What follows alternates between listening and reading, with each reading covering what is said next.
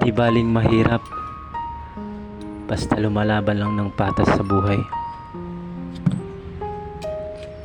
Alam niyo mga ka-idol, sa pangarap natin sa buhay, maraming mga taong hadlang, maraming mga taong ayaw, na pilit ka nilang ibababa ulit, na pilit ka nilang sisiraan ulit.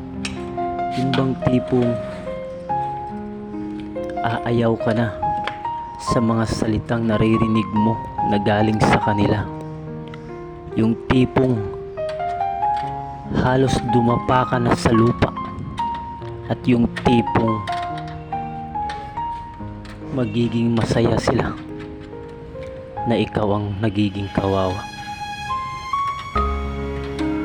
Kaya nga ako minsan nawawalan ako ng pag-asa.